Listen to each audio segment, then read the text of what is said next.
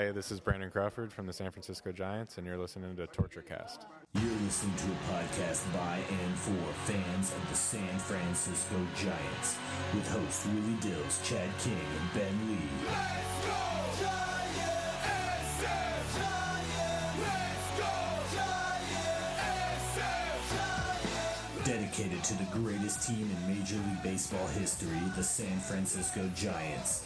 This is Torture Cast.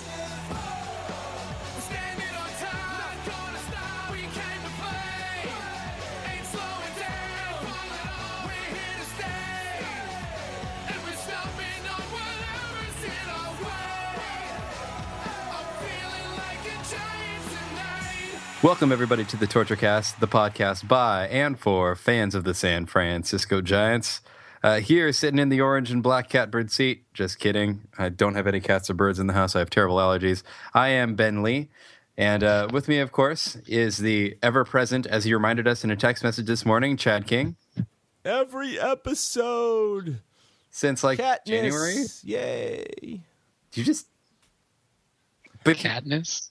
I don't... Let's just move on from that. And that other voice that you hear is, of course, Eric Nathanson. Eric, how are you?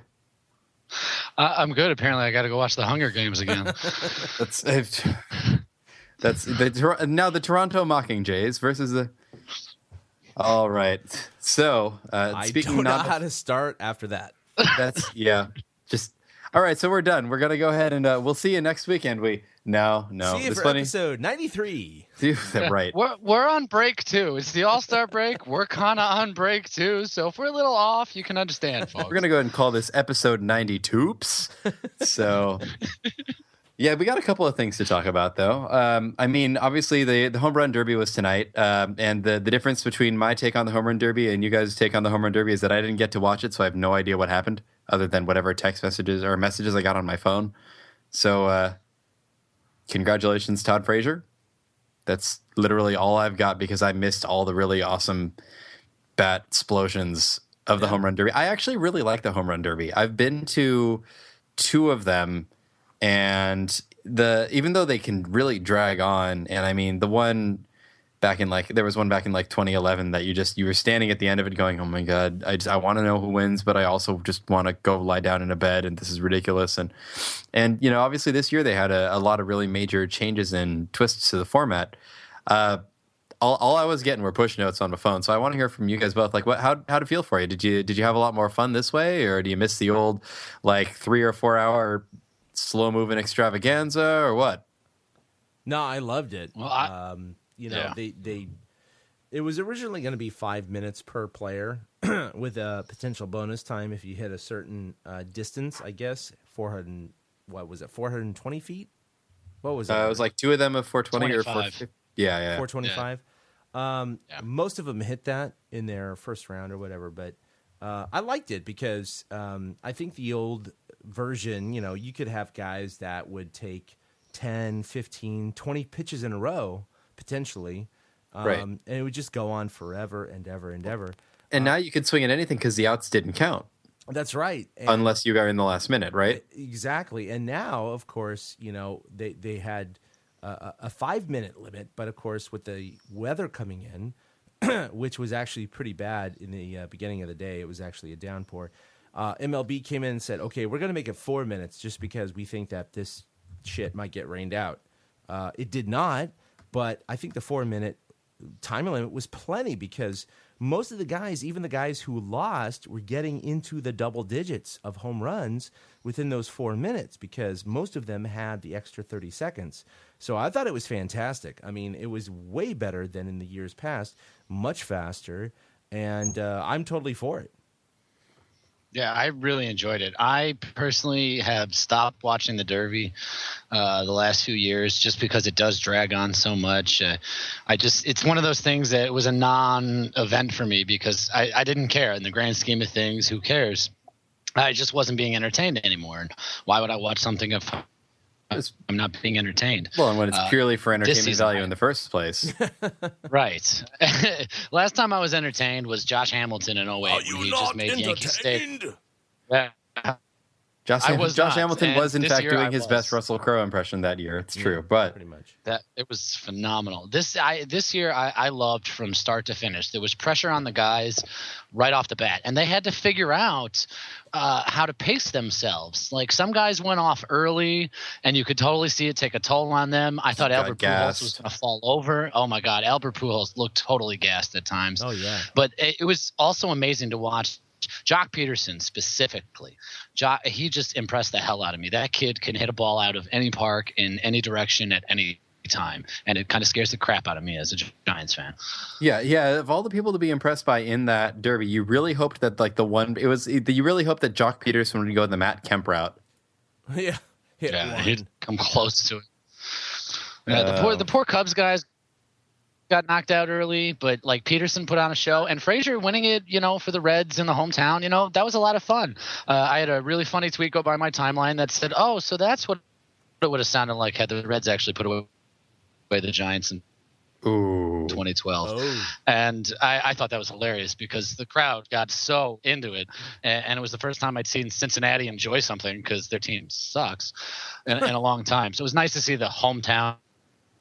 And I use the quotes hometown kid because he's just the guy who plays in that town to win it all. But like the crowd really seemed to fuel him, and the timing format was fantastic. We had Pujols win one at the buzzer, and Frazier won it all in his extra 30 seconds. It was on the first swing, but it was really cool with the timing, because you had to figure out and pace it. And Pujols seemed to understand it at one point. He stepped back, took a breath, knew he had just about 30 seconds left, and then he hit two to win his semifinal, I believe it was, match. And it was just it was fun. It was a show. It was entertainment.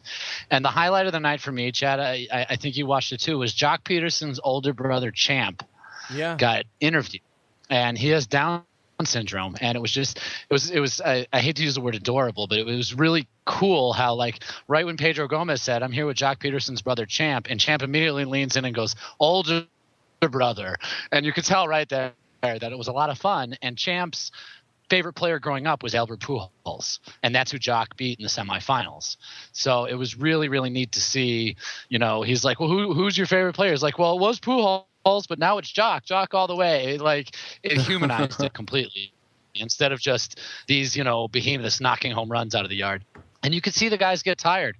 They didn't take 20 pitches like, you mentioned. They're swinging at pitches in their eyes. They're swinging at pitches down. Jock got inside one that was at his feet, and I still don't understand how he hit it out. So it made it a lot better. I will tune in again if they do that. And Chad, that 4 minutes, you were right. It was perfect. It was the right amount of time for them. Yeah, no, my daughter was watching at that time with Jock's brother, and she actually, she's 9 years old. She doesn't understand Down syndrome and all that, and she was asking about him. Is he okay? She wasn't very overt about it, but and I said, well, he has a disease, but he's a very smart guy, and his brother is in the home run derby, and he's cheering him on, and I think it's really cool that he's here tonight, and we all should root for him. And immediately she was like, "Yay, Jock's brother!" I mean, it was really cool to see because he really was into it. So, kind of reminded me of I was on. Sorry, Siri is acting up on my phone here. When I was at the game on Friday, bad voice assistant, down. When I was at the game at AT&T Park on Friday, I was talking to Marty Lurie. And I saw number 22 streaking towards balls shagged out in the outfield. And I was like, wait a minute. 22 is Jake Peavy or Will Clark. Right. That's definitely not Will Clark is definitely not streaking around in the outfield. That's definitely not Will Clark. And I'm like, why would Jake Peavy be streaking after foul balls and fly balls? And I said, hey, Marty, that's not Jake Peavy out there, right? I mean, he's way too small. And he said, oh, no, that's Will Clark's son. And, of course... he was the reason that Will retired earlier than he probably could have. We all know that his last season with the Cardinals, he was hitting over 300. He probably had at least 2 or 3 seasons left in him, but of course he retired to take care of his autistic son. And now his autistic son is, of course, high school age, and he is out there just a physical monstrosity tracking down every single line drive, fly ball, blooper, whatever you call it. I mean, he was full out diving, crashing into the wall, jumping. I mean, it was actually pretty amazing considering the kid is apparently no older than 16, and he was out there. So, Wow. Kudos to him. Kudos to Will Clark. It was a lot of fun to watch his son out there. But at the same time, my daughter did recognize that, look, not everyone is born with what we all are blessed with. And to see someone maybe with a smaller toolbox still be out there doing what they can do is really inspiring. And my daughter was totally into it. Right on. I thought it made it fun. It's funny you bring up Friday, and I guess we can perfectly segue into the most recent Giants games. And because we finally get to talk about a couple of wins again, right? Yeah. So right, we haven't gotten to do that a whole lot in a while. Yeah, beat up on the small kids. Yeah, exactly. Right. Yeah, well, in sports that's considered okay because you need to win where you can find it. It's not bullying. Yeah, right.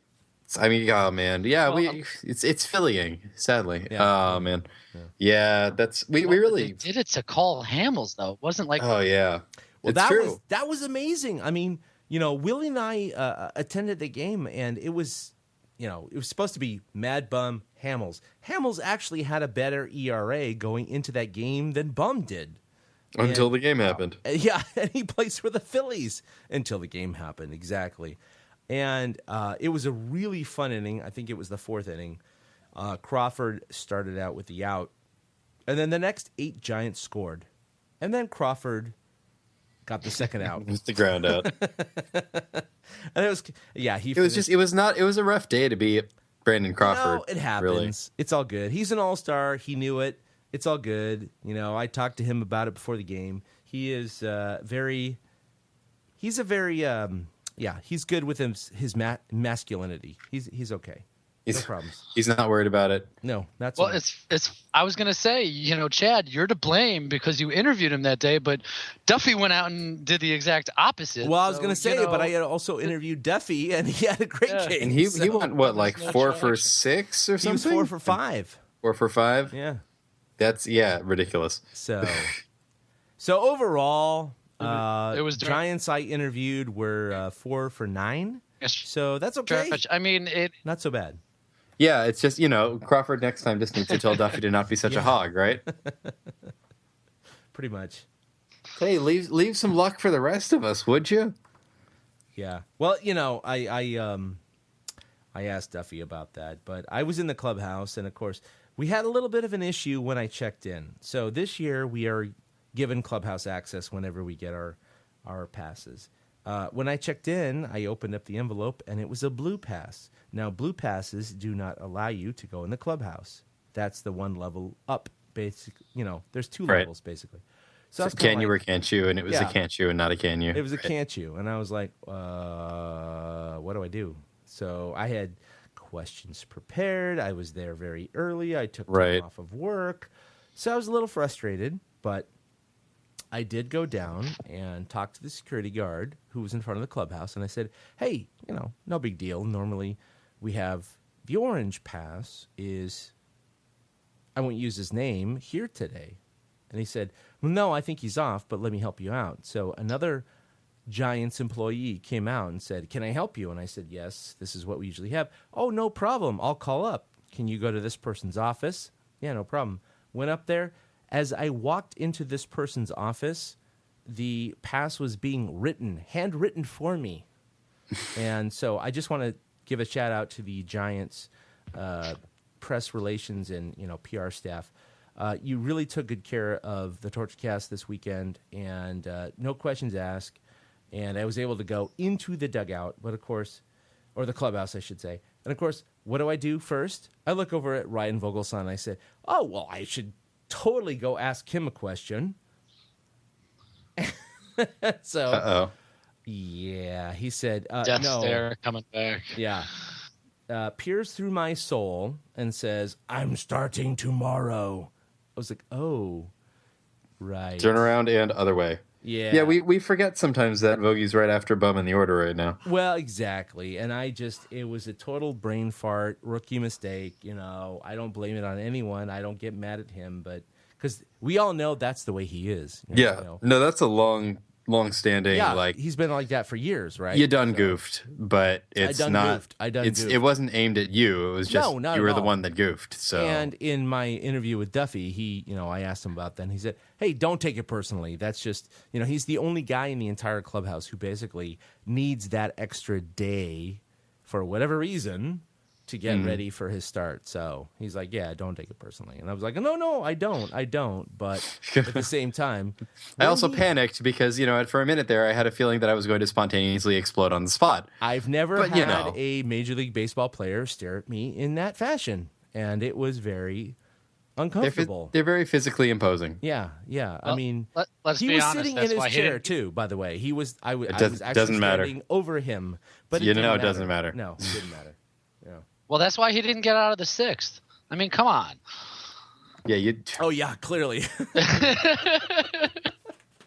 Yeah, I wanted to tweet him directly and his wife. It's Chad's fault for so everything. I'm so sorry I talked to you on Friday. You would have gotten through 6.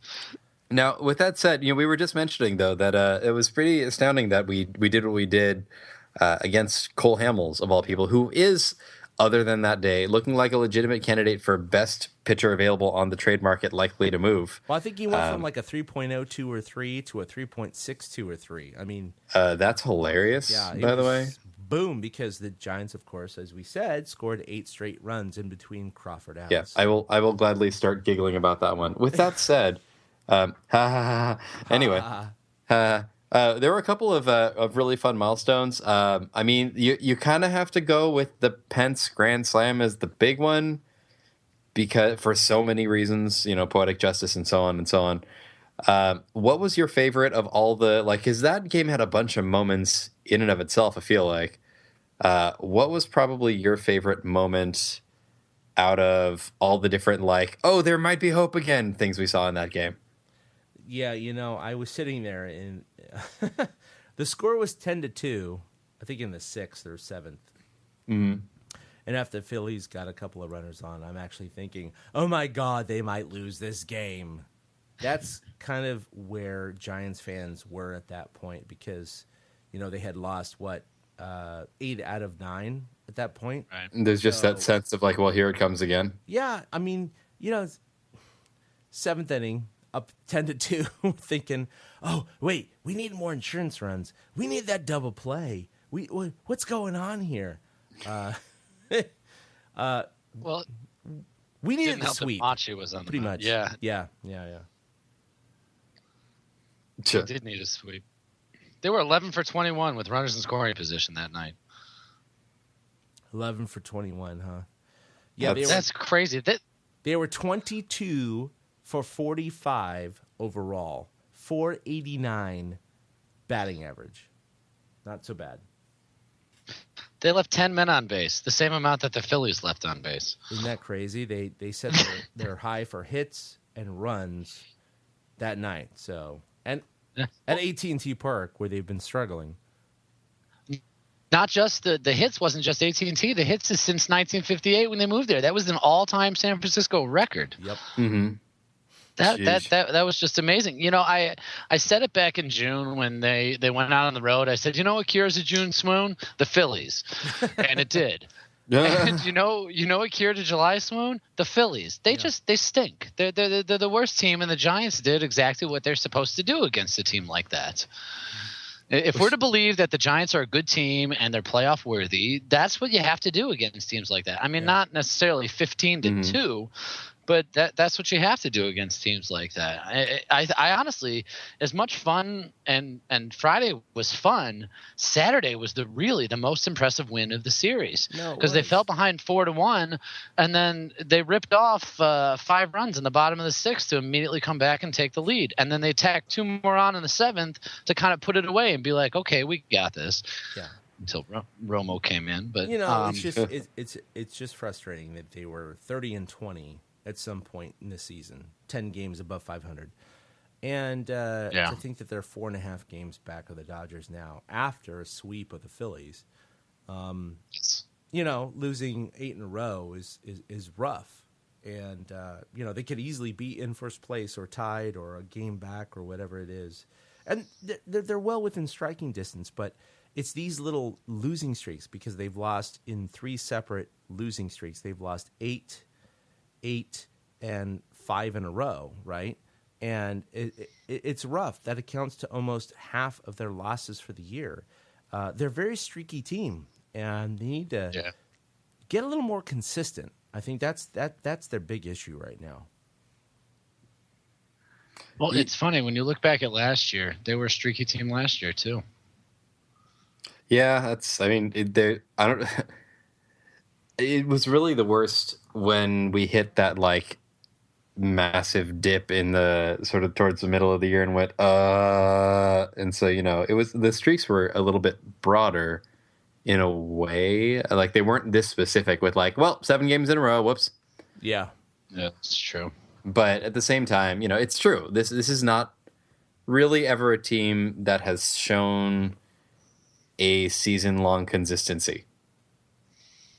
In 2012 might have been sort of an exception, but there's a lot of nobody really ever has the whole team firing consistently throughout the season. But with the Giants, it always feels kind of pronouncedly whoops, well, this is an off week. Well, the thing I noticed the other day, because I follow a lot of Cubs people now, because the Cubs are actually good again, and it's nice to check in with my hometown.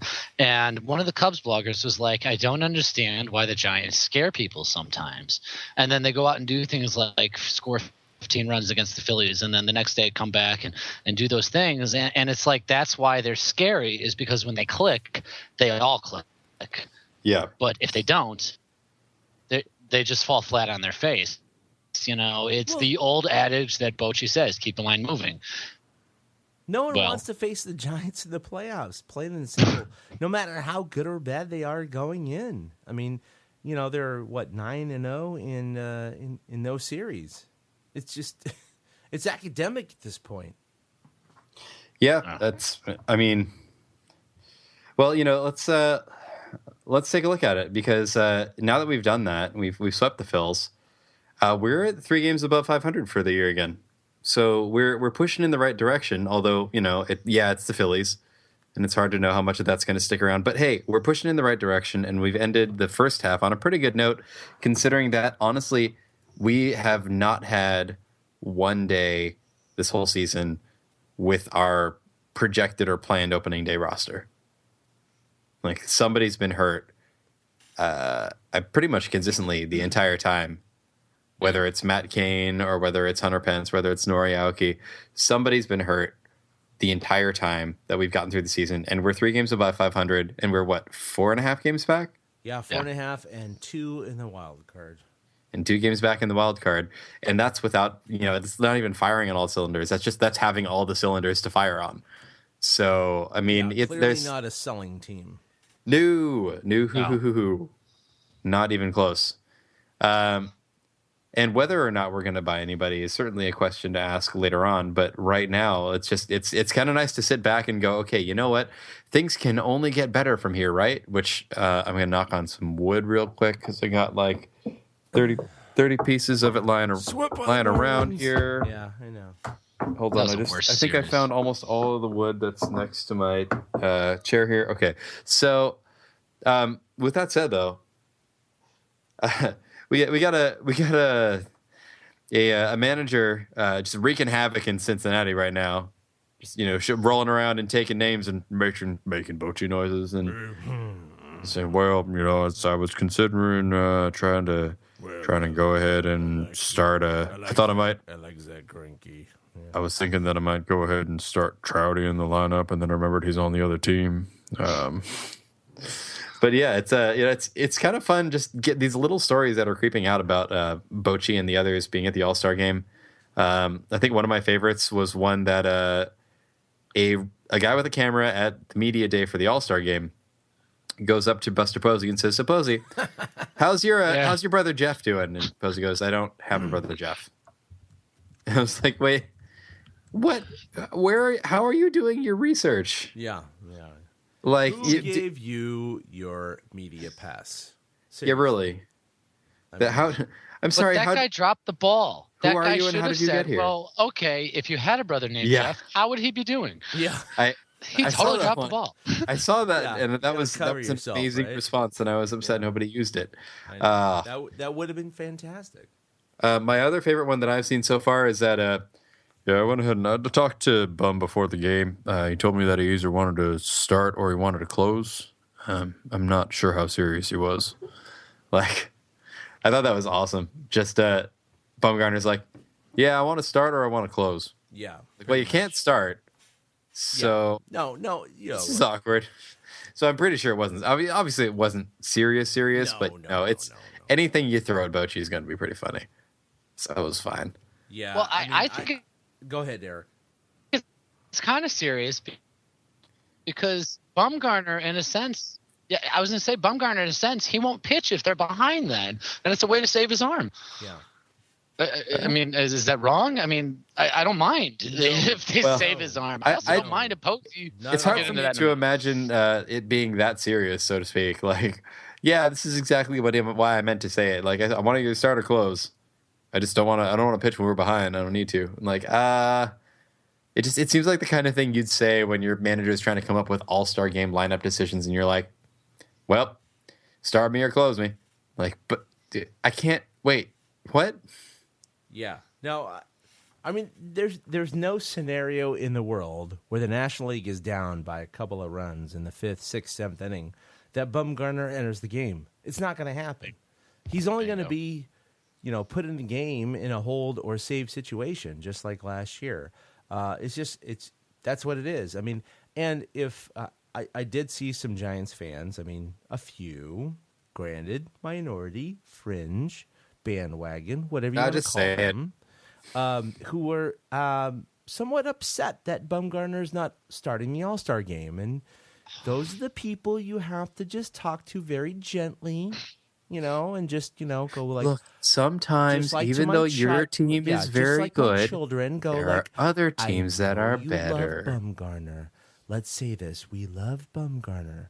Bum is good. Bum is the MVP of the World Series. Bum is great. He is not now the you're getting starter creepy. of the All-Starter. I'm just saying that was kind of creepy. I'm sorry. At the end there, I'll get over it. No, after I go rock in the corner for a bit. But Bumgarner is not last year's Bumgarner exactly, but he's still a damn good Bumgarner. Yeah, he's just not not at this point. I mean, he's an All-Star, but he's definitely not a starter. I mean, Zach Greinke starting is a perfect choice. I don't care if he's Greinke and Scherzer have been out of this world this year. They've been fantastic. It had to be one of those two, for sure. And then Bochy selecting, Kershaw as the replacement for Scherzer, which, granted, he probably should have been on the team before that, is a fantastic choice. So for those Giants fans who really do think that Bumgarner should be starting, just chill out. It's okay.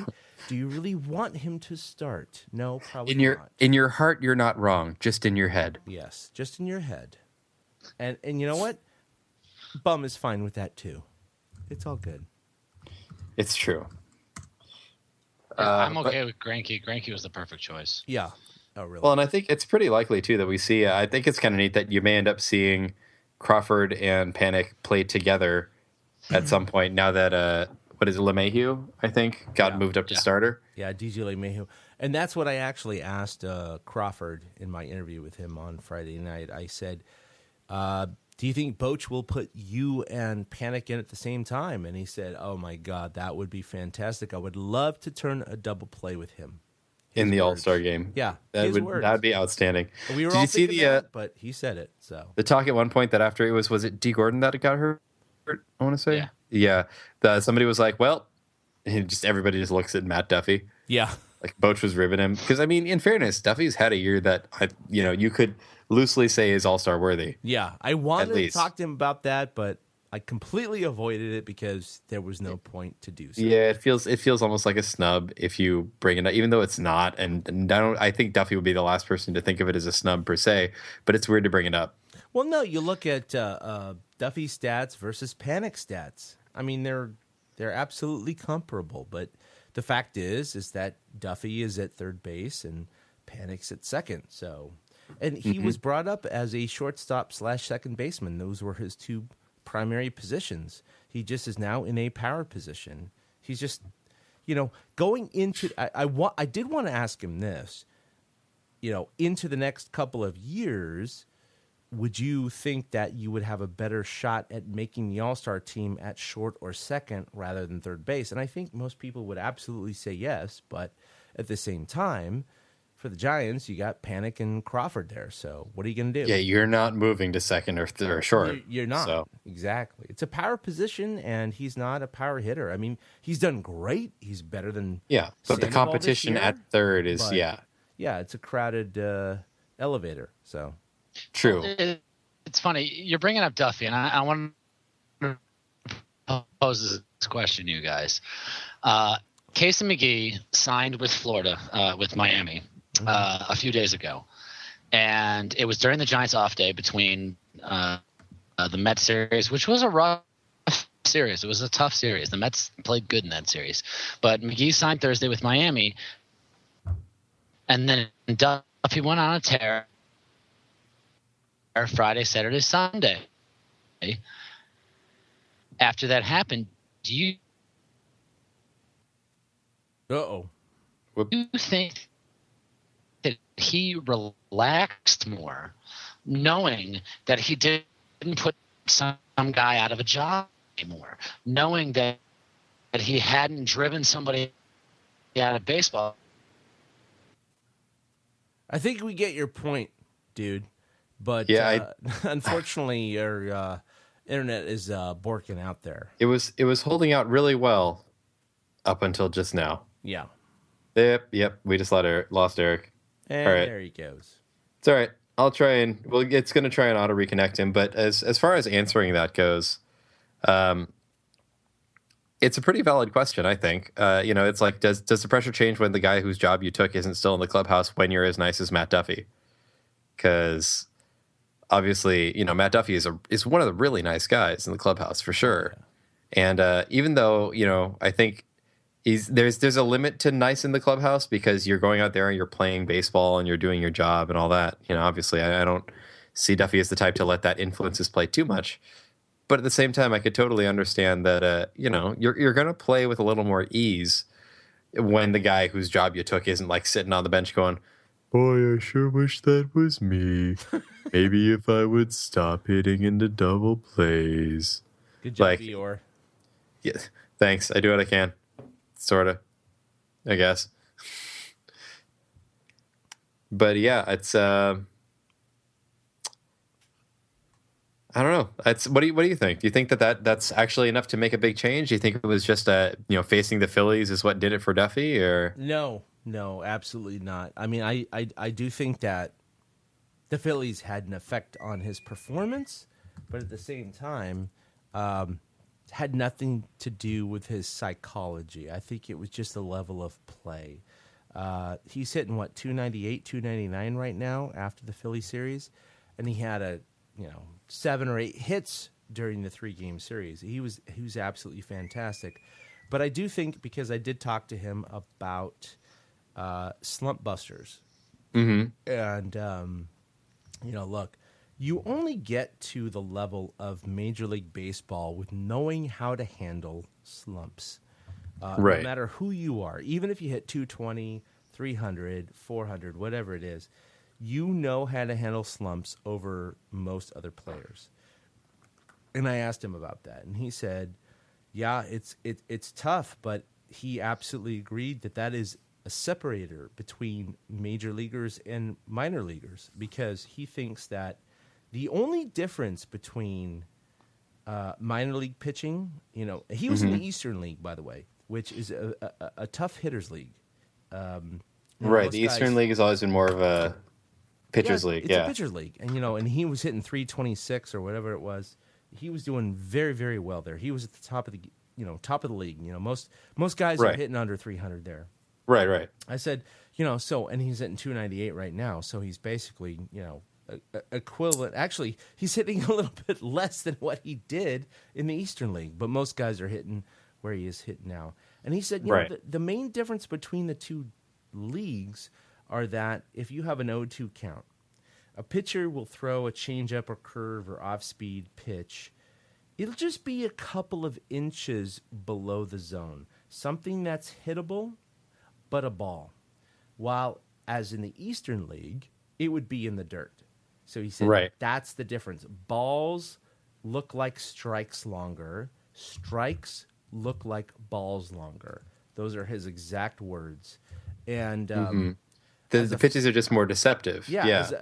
As a former player, I could totally agree with that. Not that I've seen those pitches. I'm just saying that, you know, something that's clearly diving into the dirt, you can give up on fairly quickly. Something that is only going to be a couple inches below the zone, because these pitchers can actually throw to that spot. You got to freeze up and you kind of panic a little bit. And exactly. Yeah. For those that can hear the Boston's whistle going off in behind Chad there, it's we're hearing from Eric that Eric's having some trouble with Wi-Fi, so we may not be hearing from Eric again tonight, which is a damn shame. Yeah, that's fine. But we will soldier on, and continue talking about baseball stuff, because we like baseball. Speaking of which, I did want to point out, just because I thought it was sort of neat, and we'll just touch on this briefly and then move on to our big question. But Casey McGee, he's back in Florida. His first hit was a double with 2 RBIs, I believe. I think it was an RBI double or a 2 RBI double. Of course, because why would he ground into a double play? Well, I mean, he has hit into a double play there, but he's actually hitting 4 for 10 so far with 1 double play. Yeah.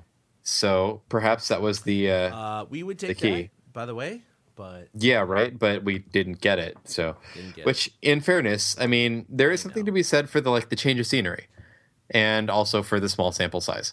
You put those two things together, you get a small change of scenery sample size, and that's exactly what we've got here. Yep. So I guess we'll see how things pan out. If McGee suddenly turns around and starts hitting the double plays all over the place, fine. And if it turns out that he would have probably done nothing but that here and just needed to go back to Florida, well, okay. Good for him then. Yeah, good for him. I mean, he's a, Santa Cruz boy. He loves the Giants, but sure. But it just wasn't there wasn't traction here. And I mean, if there's not going to be traction here, but you can latch on somewhere else and stay a major league hitter and player, okay, we'd cool. all do the same thing. Yeah, and I certainly would not fall in the ranks of, I hope that McGee gets left in the minors, or it's no. He can definitely do something a little better than that. So I mean, it just what can you do? It's I'm hoping that he does well from here. I'm just hoping he doesn't do well enough to have the Marlins knock us out of the wild card or anything like that. So I have limits on how much I want McGee to succeed from here, enough to not screw us. And beyond that, we're do what done. you do. We're done with them. So we got an Eric back. Eric, yeah, excellent. Eric is back. Phew, that was close. Speaking of the Marlins, I make no promises. This is not consistent. I make no promises. The Giants are done with the Marlins, by the way. So that's probably apparently Florida a good sucks. thing. What are you gonna do? Yeah. So well, except when they play us at home, apparently. Yeah, McGee can't do anything to the Giants the rest of not the way. directly, but Not we directly. will see. Well, no, we will not see directly. No. Now, as far as our playoff hopes, actually, let's go ahead and let's launch right into our big question. You can't see it, but I'm waving my hand in front of my mouth to make reverberations. Yes. So speaking of which, Eric actually tossed out a really good big question here. Can the Giants catch the Dodgers in the second half? Or I'm going to stop. Or are they playing for the wild card right now? And I mean, I look at this question and my first reaction is, ¿por qué no los dos? Of course. But, I think I think it's a really good question. I think it's maybe something you determine after the first month has passed and when you're getting into August and September. Yeah. But I think it's a really good question because does it matter? Literally it matters now because the wild card does not simply mean congrats, you're in the playoffs. It's have a one game playoff. Huge. And hope for another Brandon Crawford Grand Slam shrug. Yeah. But is that what we're doing here? Like, do you think that No. we start buying and selling based on trying to win the division? No, they're 4.5, back Yeah. of the division and 2 back of the wild card. So that difference is 2.5 games. It's I mean, negligible. It's true. yeah, it's exactly 2.5 games. I mean, no, of course not. So you aim for I think, especially because when you look at the rest of the standings, right now at least, maybe San Diego is close, and otherwise that it's a 2 to 3 horse race in this division. I mean, right now it's a 1 horse race, frankly, but it's a 2 to 3 horse race in this division. So you look at that and you go, yeah. I mean, we managed to make it back from 6.5 back up to 4.5. And you get a couple of guys healthy. You get a couple of them rested after the All-Star break. You put a few things together. It's true for the other teams too, but maybe that's all we need. And you kind of need to give it a little time to pan out. This team was only a game and a half back, like just a little over 2 weeks ago. Towards the end of July, before they hit this stupid skid in Miami and Washington, they were a game back heading into that road trip. Yeah. So it's entirely possible they can make up that ground. You guys know me. I'm going to say yes, they can win the division because I picked them to win the division. But consistency. The other thing we like that around here is. Well, I'm not going to give up on it. The Dodgers don't play well against good teams. And that actually, again, goes back to part of why I picked the Giants to win the division is I don't think that the Dodgers can sustain success. I mean, they went 2-5 against the Cardinals. They're already done with the Cardinals. They're 3-9 against our boys. The only teams that they have winning records against are like Arizona and San Diego and Colorado, which is a shame because the Giants can't beat any of those guys right now. So literally, we're going to suddenly collapse, and the Diamondbacks are going to race back up to the top of the standings. They beat up on Philly. No. Well, they're the only ones. I think San Diego is a stellar. I do think it's a total 2-horse race. The thing with the wild card that scares me is I'm not sure that if they don't win the division that they can even make the wild card. You've got the Mets, the Cubs, and the Pirates, and possibly the Cardinals if they fall back to earth, all fighting for that. Yes. Yeah, and none of those teams are going to roll over. That's for darn sure. So I mean, the Cubs certainly don't look like they're shaping up for a Cubs implosion. They're really developing a pretty strong core. Pirates really kind of were lackluster to start the year and really have picked it up. I mean, there's lots and lots of different arcs and stories going on. This wild card could shape up to be pretty tight, and nobody's really reaching out to grab it just yet. Yeah, the Pirates are the only ones running out with it, and they're really good right now, the Pirates. True. Then again, we were really good for about a month straight in June, so you never know. Well, the funny thing is the Giants are going to play the Cubs. The Giants are going to play the Cubs like 6 or 7 times, and they're going to turn into important games the rest of the way. They haven't played Chicago yet. The Mets we just finished with went 3-3 against them, took 2 in their house. They took 2. That's what was frustrating the other day is the last week. Giving up 2 to the Mets at home, yeah. Yes, that was really, really frustrating because it's all well and good that they beat up on the Phillies, but they have to win, series against teams like the Mets. They really have to win those. And it's got to be the ones that you're going to be in contention with: Mets, Cards, Cubs, Pirates. Yeah, absolutely. Have we faced the Buckeyes yet? To their advantage. We're 0-3 against Pittsburgh so far. That was in Pittsburgh. Right. Wait, no, that was it. No, that was in. That was at home. Yeah, that was at home. Yeah, they haven't been to PNC yet. But, I mean, the sheer fact that they have, not so good records, I think they just recently evened up their record against the Padres. If they can beat up on the rest of the division and continue their dominance over the Dodgers, it gives them a total opportunity to catch them and win the division. I mean, it's true. I mean, the fact that we've been as good against our primary rival as we are is not bad. It'd be nice if we were, better against the rest of the division, but still – it's always a good sign when you're doing well against your primary rival, because if they're the ones that we're going to be racing against to try and get out of the division, well, I'd rather have a really good record against them. I'm all right with that. Yeah. So now with that said, as far as how we get there, that's the question. So let's actually say, as far as how we get there, pitching has always been something that carries this team, although I think it's different this year in a lot of ways. But Eric, you had a really good question here too. what is the rotation after the break? Since it looks like Hudson's probably going to be coming back at some point soon. Definitely just needed some resting time. No idea what we're going to be doing with Lincecum yet, but after the break with Hudson coming back, what do you do? I mean, we've got 5 guys that have all been somewhere between serviceable and dope. And, I mean, out of those, you got a couple that are definitely untouchable. Bumgarner, probably Heston. Yep. I would say Heston's pretty untouchable right now. Even Kane. Yeah. Kane has looked anywhere from adequate to decent, and he's only had a couple of starts. So you kind of assume that he's going to get warmed back up to being on a major league mound, even though he's had plenty of time to do some pitching. He's probably going to get at least a little bit better. Knock on more wood, still surrounded by shelves and bed frames I haven't put away. All right. That's gave people way too much insight into what my room looks like. But, Kane is presumably going to get better. So that Ben pretty lives much in a leaves. cabin in the woods. I do not, although that movie was decent. So it looks like it's kind of down to like Vogelsong or PV. And both have had good outings and bad outings lately. I don't know. What do you guys think? Yeah, Vogelsong and Timmy to the pen. Vogelsong and Timmy to the pen. We've been talking about this for like a month now. Even when we started thinking that Kane and PV were coming back, we said it's probably going to be Vogie and Timmy to the pen.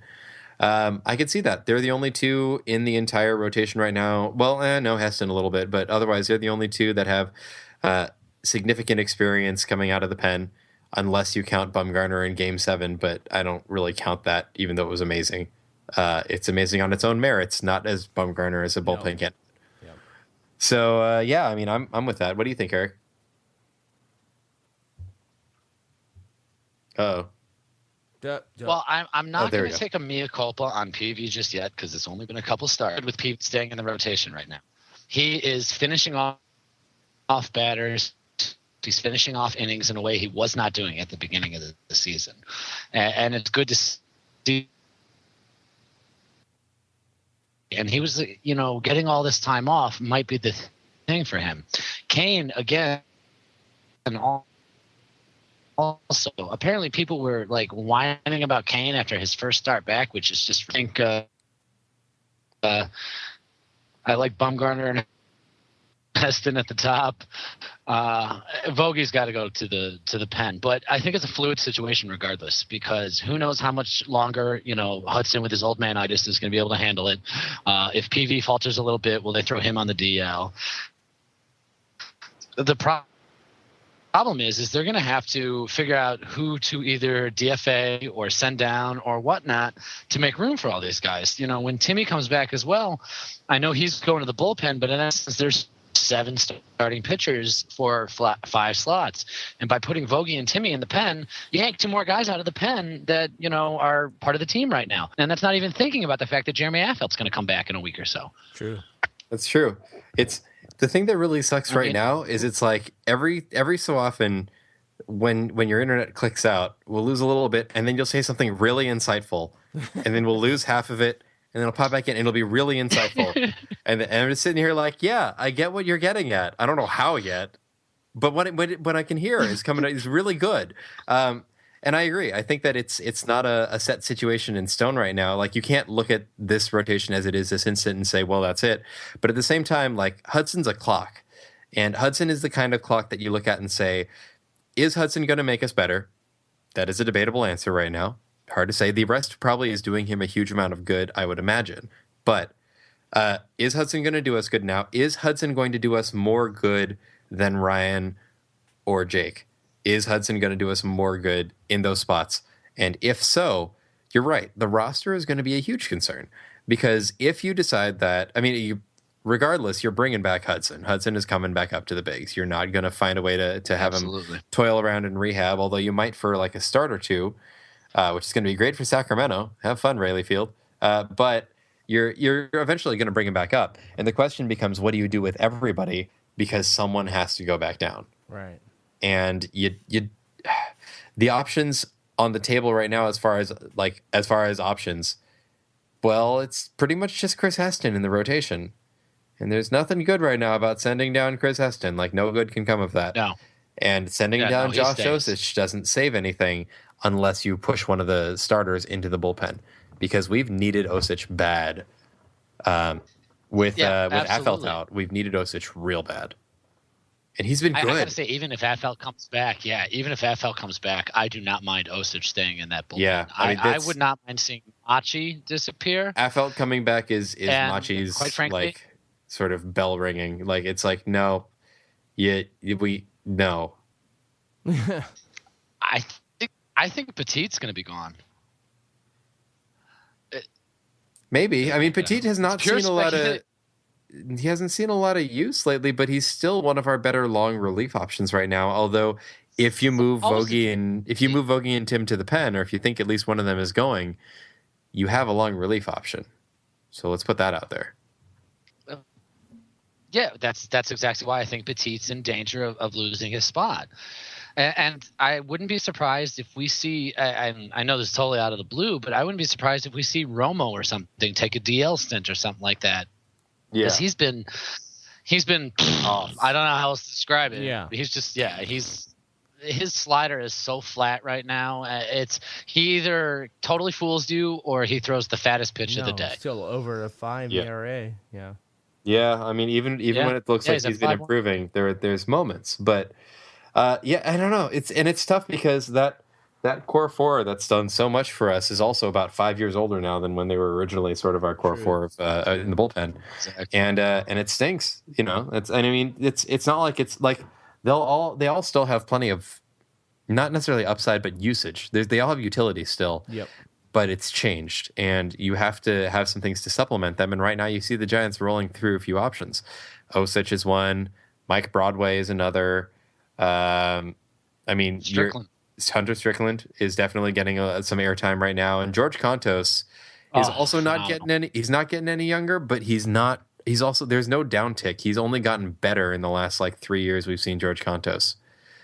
So I mean, Contos has turned into the anchor of that bullpen in a way that none of the core four have sort of reached up to take this year, maybe except Javi Lopez. So Contos has the best strikeout to walk ratio anybody in the bullpen at 5.2. And even he's stranded all 25. He's stranded all 25 guys he's inherited. Nobody else in baseball can claim that. I mean, that's just ridiculous to me. I didn't think Contos was going to be like this. I actually thought he was going to end up being. You remember at the beginning of the season, we're talking about Contos or Machi. Contos ran with this. He is their number one guy right now. Contos latched on with both hands and teeth and was like, nope, I'm staying. And I mean, to the point that Bochy has to people ask Bochy when Contos is getting a break. He was getting used so consistently and deserving that consistent usage. Yeah. So. And Machi, on the other hand, I sort of in my head, if I had looked at how the year was going to go, I might have flipped where Machi and Contos are right now based on their performance the last couple of years.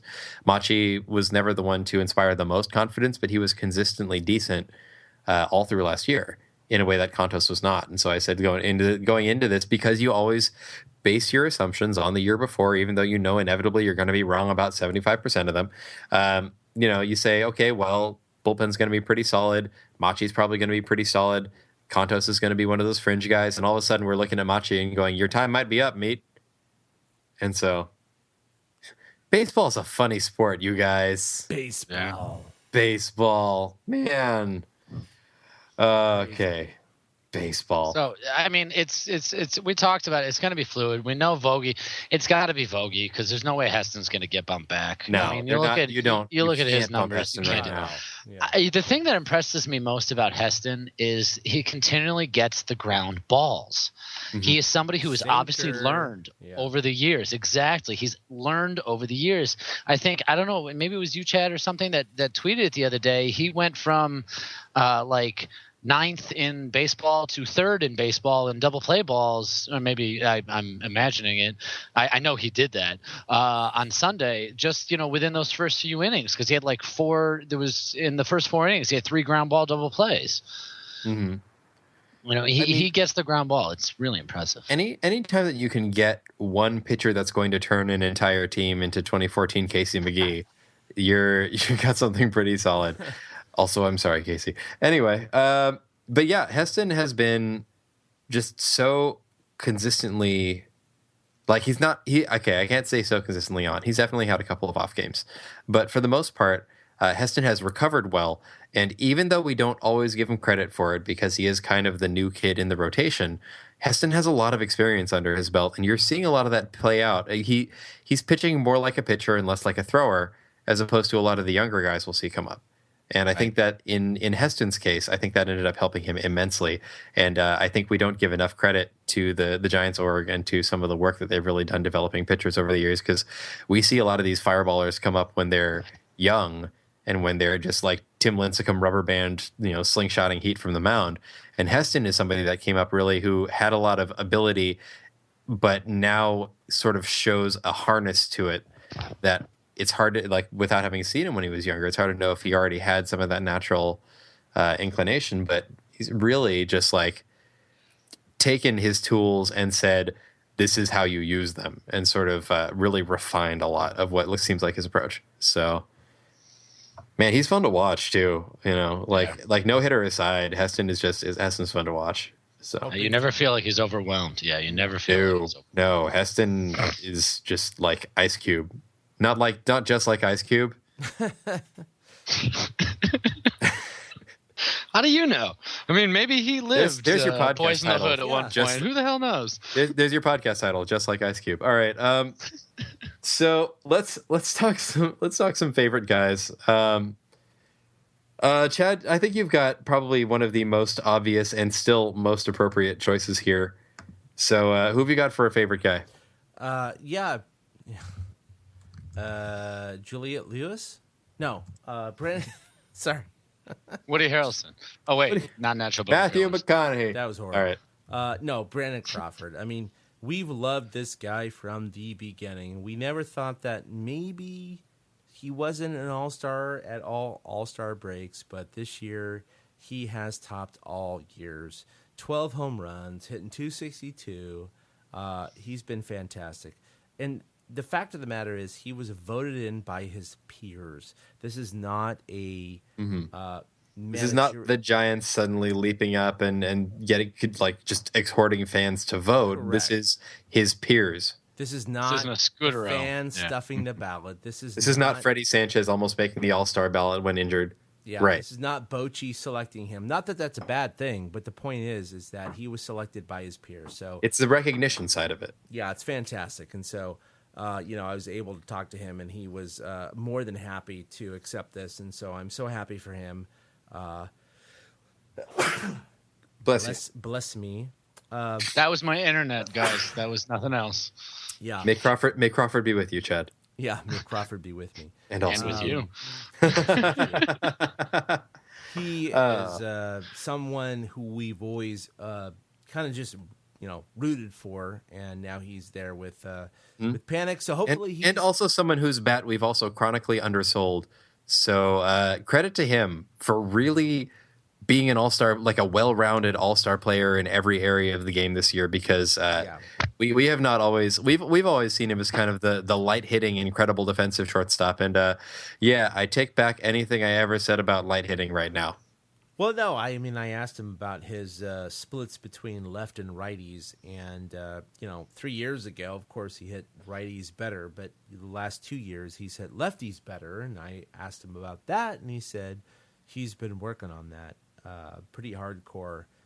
So now he feels just as comfortable against lefties as he does against righties. He wouldn't admit that he feels more comfortable against lefties, but the fact of the matter remains that he loves lefties. So good for him. And don't we all? Yes. But I mean, it shows when you spend a lot of time trying to get familiar with how you're going to see something. You see more lefties, you get more used to seeing the ball approach from that side, because that's always what sort of the idea of what throws you off is seeing the ball come from a different direction. I'll say this as kind of an aside to the Crawford. Chad, your interview with him, my absolute favorite part was he said it. He can go 4 for 4. He can go 0 for 4. At the end of the day, he's going to go home to his family, and those people are going to love him no matter what he does. And that really got me, and that really told me that he's centered and he understands his place in the game. Staying grounded. Yeah. Right. And he totally that really was. That was my absolute. If you have not listened to it, go click on the previous post before tonight's podcast that's on the website. It was a great interview with Crawford. That was literally my favorite part because he's so right on. Those kids don't care what he does. When he goes home, he's the same thing. He's daddy. And I wouldn't be surprised if his turnaround the last 2 years coincided with having children. It would make some sense. I mean, you kind of have to figure out how to work through a lot of things and grind yourself in a hurry, I would imagine. But Chad, of course, would know more about that than I would. Well, it makes sense, and I made that point that late in my playing career, my mid to late 30s, that's when I finally was. I played better because I didn't give a crap. Basically, I thought more about going home, being safe, being healthy. Being with my family, and when you don't think about it too much, you relax. And when you relax, things happen. They're very good. And both Panic and Crawford agreed with that. And, of course, they're in their early to mid-20s. But yeah, that's the whole reason why they are where they are. Absolutely. These guys don't need to wait till the mid or late 30s to figure that out. They've figured it out now, so it's fantastic. And it was really cool to hear that from both of the guys. Mm-hmm. Well, let's see. Eric, who have you got for a favorite guy? Well, I'm going to bring up Josh Osich because before 2 weeks ago, I had never heard of Josh Osich. Yeah. I had. Osich. I admit. I had no idea. I'm not a minors guy. I don't dig into the minors, and I fully admit it. I've got one of my best friends covers the California League, so I had an unfair advantage. But I've definitely heard about Josh Osich. That makes sense. She totally would have told you about that. It's funny because I have a couple of guys like Cove Chatter. He totally covers the minors and stuff, and I'd never heard of Osich. I had no idea who he was, and this guy has come in. He's thrown 5 1/3 innings. He's had 6 appearances, and he hasn't let up a hit yet. And he's constantly inheriting runners too. Bochy is constantly throwing him in where there's like 1 or 2 people on base, and it's like, well, figure it out, Rook. And he throws fire. He's like the bizarro Barry Zito. Because he's got, a little bit of the hair going. He bounces on in like, do. I'm just happy to be here. And then boom, boom. He can throw it up there at 96 like it's nothing. I mean, in 5 1/3 innings, he's only walked 2 guys. Those are the only base runners he's allowed. He hasn't hit a guy. He hasn't given up a hit yet. He's faced 18 batters. He's walked 2 guys. That's it. That's all the guy's done. Nobody's done a thing off him. He's my new favorite guy because forget the fact that I haven't even heard him. He is showing that the youth movement in the bullpen is a possibility. He might even be showing that it's necessary in a way. Oh, I think it is. And I think that we're watching the entire Giants bullpen change before our eyes, much like we saw the entire infield change over the course of 2010, 2011, 2012. Yes. I have a feeling that that's what we're seeing with the bullpen right now. I think with Conto stepping up, Javi's going to pitch till he's 80. Right.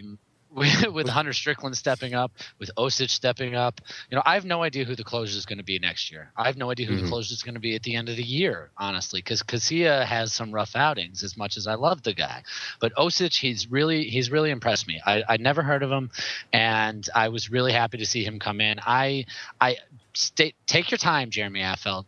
If you don't feel up to coming back we would like to see like Jeremy Affeldt come back. But if 2014 Jeremy Affeldt's coming back, well, take your time, man. Enjoy your kids. Yeah. Cut some more burgers. It's okay. Okay, maybe not that.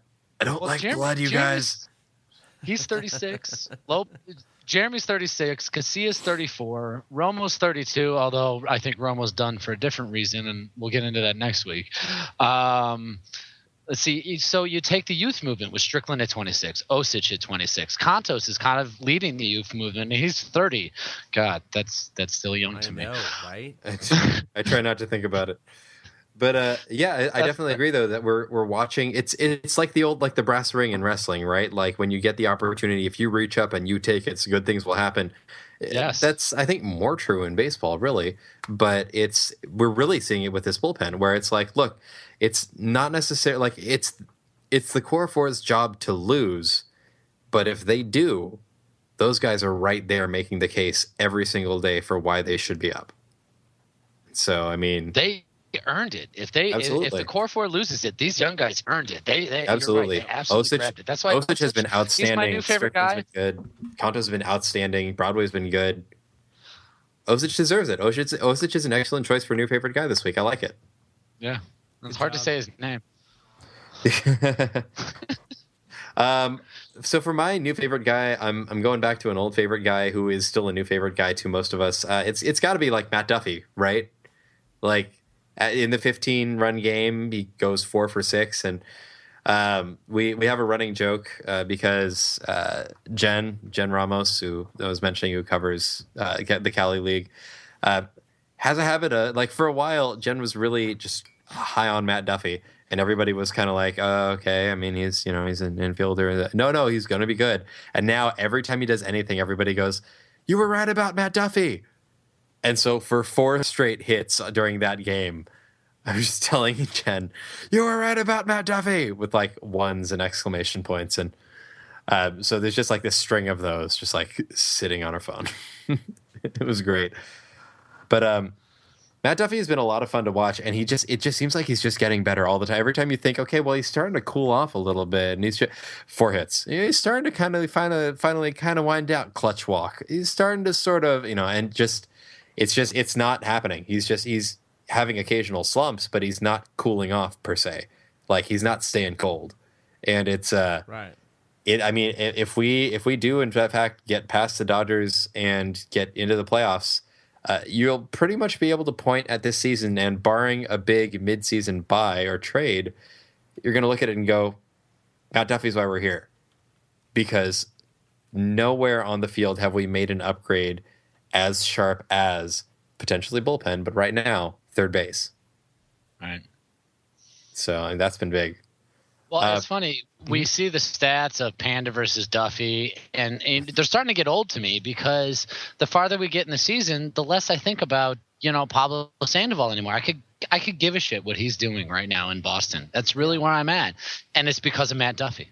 And it is absolutely because of Matt Duffy. If we were still running Casey McGee out there every single day, besides the fact that the fans would be in open revolt, it's also that people would still be talking about, like, oh man, all right, I almost want Panda back now, like, because you compare those stats and like Panda actually looks like a decent improvement, but you look at the way that Duffy's playing right now, and it's like, yeah, who?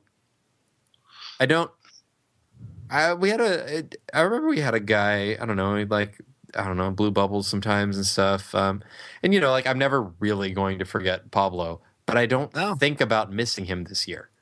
Right. I agree. That's a really interesting, but a really good benchmark too. That's a really good point. Open revolt. I'm picturing pitchforks at the ballpark right now. Oh man, yeah. Well, but made of tiny baseball bats. So I always have a couple of honorary mentions. I would like to honorarily mention Joe Panic, who hit a ball so hard that somebody actually leapt into the cove in order to try and get it. Oh my god! It looked so cold. I don't know how you do that. I thought it was a girl at first. I feel bad. It was tough to tell. We debated it here for like an inning until the person got out of the water. You couldn't tell if it was a guy or a girl.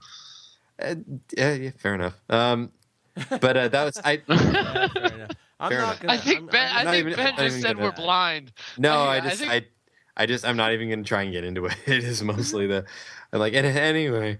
But it was. I don't get it. It's a $9 baseball. Why would you want to jump into a cove? It's an impulse decision. Those are not always the smartest ones. Yeah, pretty much. That guy was visiting the Apple store the next day. I was going to say it was also not a particularly a good dive, but it was a heartfelt one, and we respect that. The way his foot caught, that just made. Oh, that was I was just like, oh no, okay, oh, and you got it, good. At least it was worth it, I guess. It's compared to how much you'll spend on replacing your phone. With that said, honorary mention number 1, definitely Joe Panic, and honorary mention number 2 is Ice Cube. All right, so let's pick some guys to hate. Not Ice Cube. Ice Cube is now hereby exempt from hating. I'm just going to default to Yasiel Puig. I just kind of hate that guy. Like, is there really ever a bad time to hate Yasiel Puig? No. No. Nope. Apparently not even for the Dodgers clubhouse. Apparently even the Dodgers clubhouse does not like Yasiel Puig. Yeah. So No. and currently I think that the mood is Puig is still playing well enough that he's too important not to keep around, but you wonder how long that clash can last before somebody's got to part ways. And Yeah, I'm he's to see like what that happens. guy in high school. We were like, he's a douche. I can't He's even not a cool stand you. guy. I don't. Why like do you hit him, 350? You know. But he gets us beer. It's like there's just something about him that. Because he's got a fully grown beard already. Yeah, it's like, Right. all right, we got to keep him around. He's not a nerd, but he's just a goof, and like I don't know what, but yeah. In my defense, I was totally a nerd. But yeah, I did. I he's, definitely. Not only did I not have a fully grown beard, I still don't, and I'm 31. But anyway, Are you still carded, Ben? yes, actually, that does happen sometimes when I shave. Well, that's a good thing. Not that there's much to shave, but when it's there, at least For, it looks like I'm at least yeah. like over 21. Well, no, I have no idea why that's a good thing. But That's- No, it is. The you older in you get- theory, there you go. in theory, Yeah, the older you get, the more happy you are to get carded, man. Like I get carded Right. once, like every 2 months, and I'm like, really? Yeah, here, take my card. I was born in the '70s, but please take my card. my older brother got carded when we were out for dinner when I was visiting him over in DC, and he just got like really excited. It was pretty cool. Yeah. When you're like Oh, I hope he 21 doesn't to hear that. 25, you're like, what the hell, man? I'm old enough. And then once you hit about 34, 35, you're like, yeah, okay, yeah, card me. Yeah. Tell me I look young. Yeah, The gray, you're the gray right. hair belies you really me, but do no, need to see this. Yeah, here. I appreciate it. I don't look any different, but yeah, Right. yeah. Either of you got somebody to hate?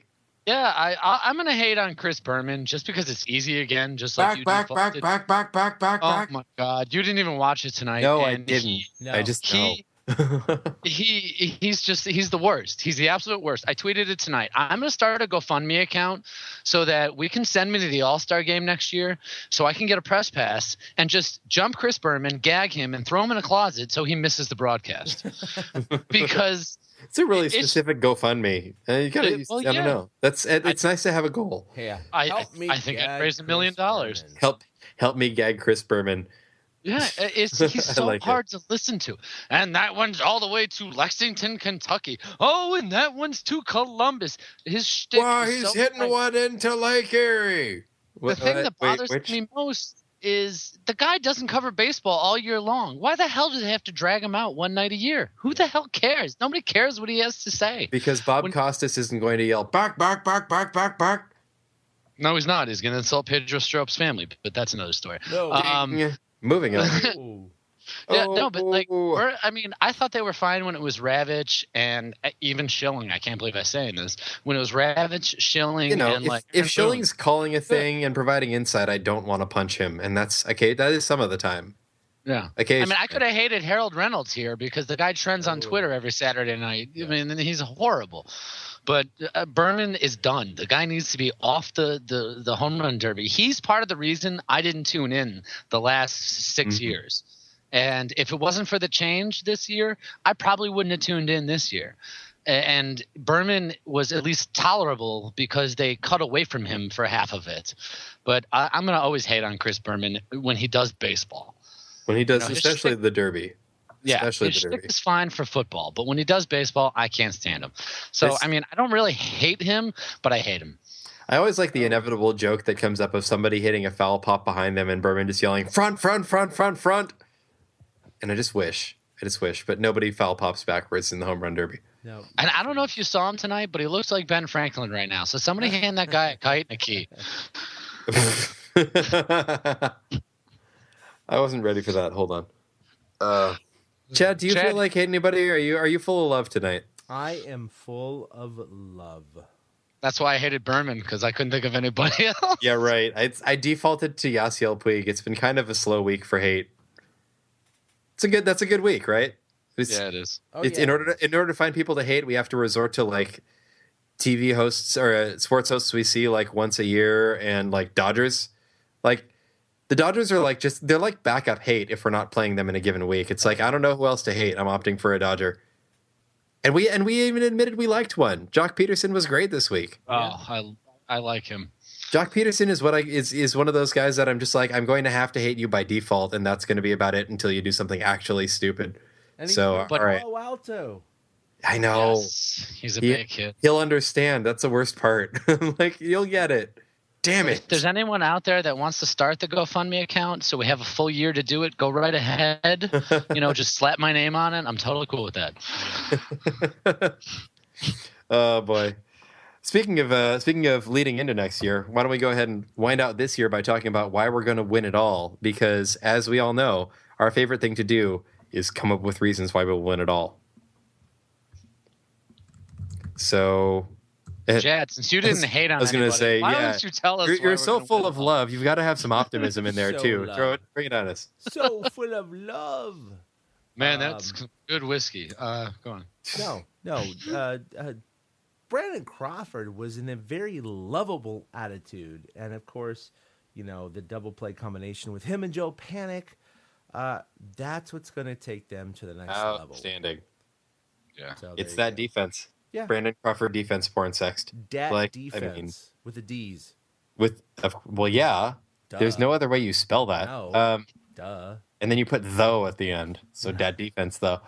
He's got Crawford and Panic are- such a cannon. It's so fun. yeah, they're so much fun to watch. And Panic too, was really a revelation when he got called up and suddenly started doing most of the same things that Crawford does on the other side of the field. And all of a sudden you're like, nothing's getting through the middle. Okay.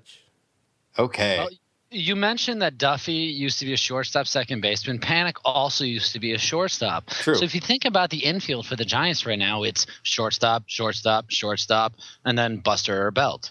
Yeah. And Buster was a shortstop. Yep. Right. And Although it in a very other different way and much longer. Right. Well, I mean, Buster was regularly a shortstop, is the thing. He was. So, I mean, shortstop was actually his pre-catcher natural position.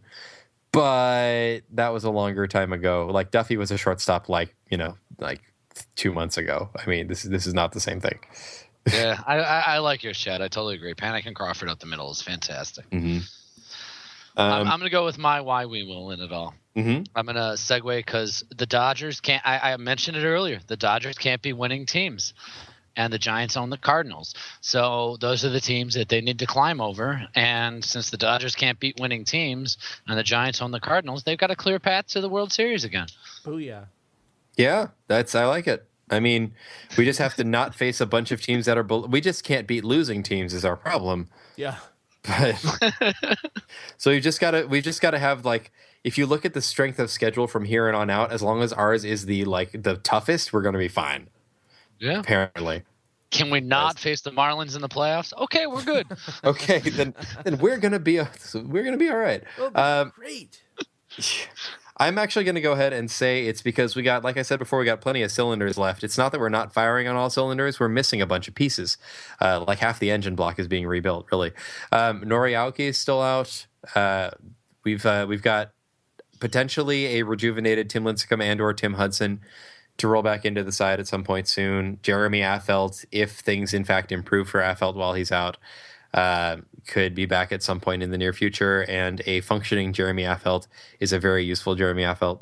So, I mean, we still haven't had the whole roster we expected, but it's not even like we've lost the whole roster to a point where we're not going to see them. They've all been sort of like tantalizingly gonna be back soon for most of the year. Hunter Pence was gonna be back soon, then got hurt again. Kane was gonna be back soon, then had a setback. Aoki was gonna be back soon, and probably, in fact, is going to be back soon. So, I mean, it's been one of those weird, like, it's not like one of those years where somebody's just out for the season. Knock on more wood. I'm just knocking on wood here.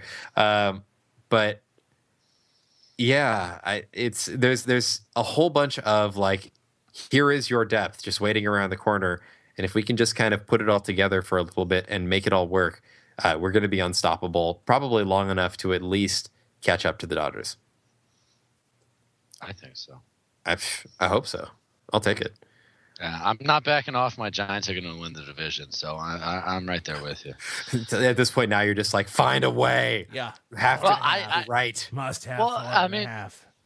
You watch them. They click on all cylinders some days, and this is not the time to get into it because we're wrapping up and maybe next week. But if Pagan can sit his ass down for a while, and the outfield can be Aoki, Blanco, and Pence, I'm pretty confident this team can, really just rip off some consistent wins. Oh yeah. Yeah. But I'm like I with it. said, this isn't the time to. Yeah, I don't want to get into the Angel. We'll get into the Angel next week because Right. we'll see a few games and we'll know how closer. Because Aoki is supposed to be back. They said 2 weeks from Friday. The night you were there, Chad, I believe, is that they said that Aoki will be back in 2 weeks. I wouldn't be surprised if we see him back a little bit sooner than that. He's already out in the field running around, throwing the ball and things like that. Yeah, so that's 2 weeks with no rehab, but that's what they they did with Hunter, so it's all good. Mm-hmm.